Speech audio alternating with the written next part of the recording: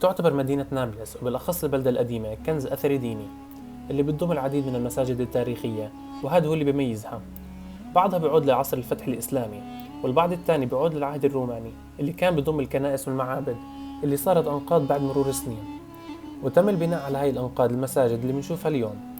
وهذا حال كتير من الأبنية اللي في كتير من البلاد، وبعضها الآخر بتم تحويله وتجديده ليصبح مسجد. مرحبا، اليوم رجعنا لكم فيديو جديد من مدينة نابلس وبالتحديد من داخل البلدة القديمة. وفيديو اليوم راح يكون عن المساجد الموجودة فيها، وهاي المساجد برجع تاريخ معظم بنائها إلى العهد الروماني القديم. والمساجد هاي كان معظمها كنائس وتم تحويلها إلى مساجد، مثل المسجد الصلاح الكبير اللي راح تشوفوه معنا هلأ، اللي تم تحويله من كنيسة إلى مسجد على يد السلطان صلاح الدين الأيوبي. خليكم معنا لتعرفوا أكثر عن هاي المساجد. وأول مسجد رح نزوره هو مسجد الحنبلي. بني مسجد الحنبلي في عهد السلطان العثماني سليمان بن عثمان، وهو أحد المساجد التاريخية في نابلس، وكان معروف باسم الجامع الغربي. ومن القرن السابع عشر تم إطلاق عليه اسم الجامع الحنبلي نسبة إلى الحنابلة اللي بتم الإمامة فيه.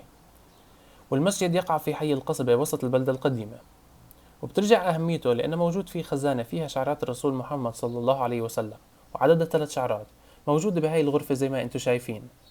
وتم تحديد يوم 27 من شهر رمضان يوم لإخراج هاي الشعرات الثلاثة وعرضها على المواطنين، واللي صارت هاي أحد الشعائر الدينية اللي بيحرص عليها آلاف المواطنين في نابلس في شهر رمضان. والجدير بالذكر إن المسجد بيستمد جزء من مكانته في النفوس بسبب وجود هاي الشعرات الطاهرة فيه، بحيث تم الكتابة على منبره. تجدد بناء هذا المسجد وتشرف بالشعرات المحمدية بأمر الخليفة السلطان محمد رشاد خان الخامس سنة 1330 هجري، ومن هداك الوقت تم تجديده عدة مرات، كان آخرها في سنة 2011. وبالوقت اللي كان بيترمم فيه تم اكتشاف عدة غرف وممرات تحت المسجد ما كانت معروفة مسبقا، وهاي هي اللي زي ما انتم شايفينها.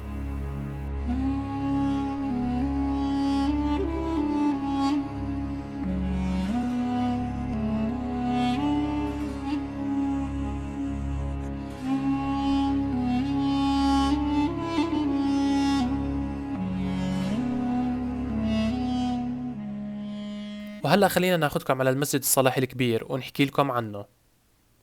بيعود تاريخ بناء المسجد الصلاح الكبير للعهد الروماني، بحيث كان في الأصل كنيسة تعرضت للهدم والبناء على فترات متلاحقة من التاريخ حتى الفترة الصليبية، وانهدمت في النهاية بسبب الزلزال اللي ضرب مدينة نابلس بهداك الوقت. وبعد هيك تم تحويله إلى مسجد من قبل السلطان صلاح الدين الأيوبي سنة 1187 ميلادي. ويعود اسم المسجد الصلاحي نسبة للسلطان صلاح الدين الأيوبي اللي حرر فتحه بهداك الوقت. وتم استخدام الحجارة المهدمة من الكنيسة في بناء هذا المسجد، وشهد المسجد العديد من التجديدات والإضافات خلال الزمان. ومر المسجد بالعديد من العهود زي العهد الأيوبي والمملوكي والعثماني حتى العصر الحديث. وتم وصف الجامع من قبل الرحالة ابن بطوطة لما كان في زيارة لمدينة نابلس سنة 1355 ميلادي بقوله: والمسجد الجامع في نهاية من الإتقان والحسن، وفي وسطه بركة ماء عذب. وتعرض المسجد للأضرار سنة 1927 بسبب الزلزال اللي ضرب فلسطين، وانهدم جزء كبير من المسجد بسببه.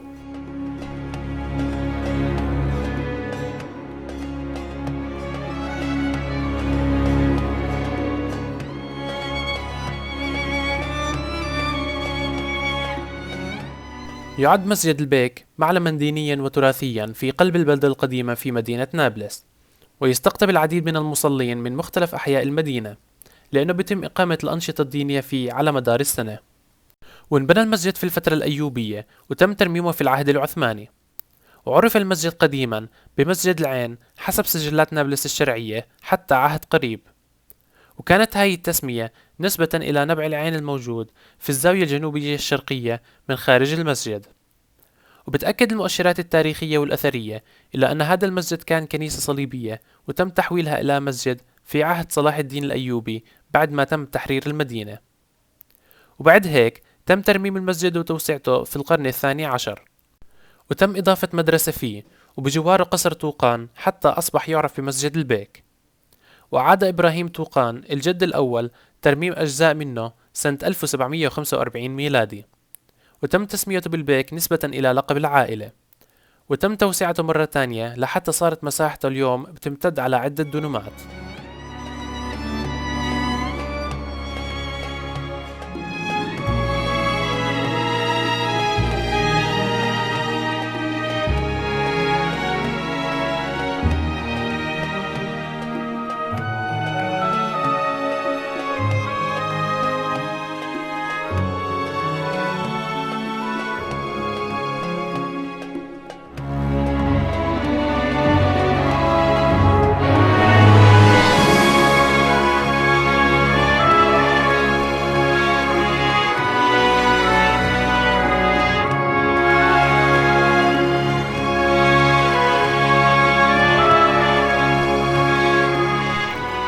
وهلأ رح نحكي لكم عن آخر مسجد بحلقة اليوم، مع العلم إنه في مساجد كتيرة بالبلد القديمة ما حكينا عنها.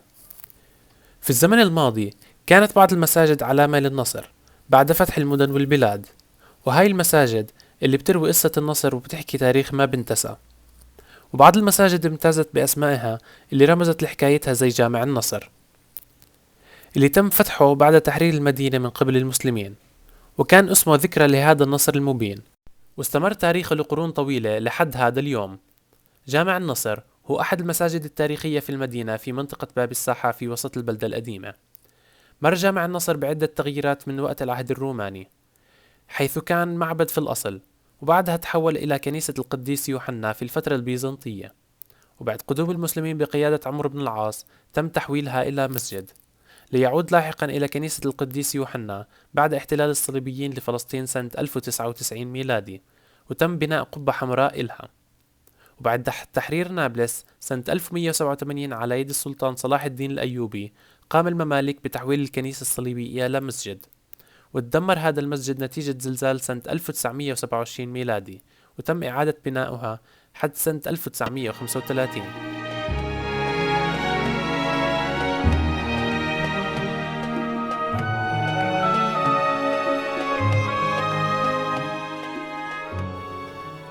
ولهون نوصل لنهاية حلقة اليوم من مسجد النصر. بتمنى يكون الفيديو عجبكم، وما تنسونا من اللايك والشير والسبسكرايب، ويا ريت تكتبوا لي رأيكم في التعليقات. نشوفكم فيديو جديد.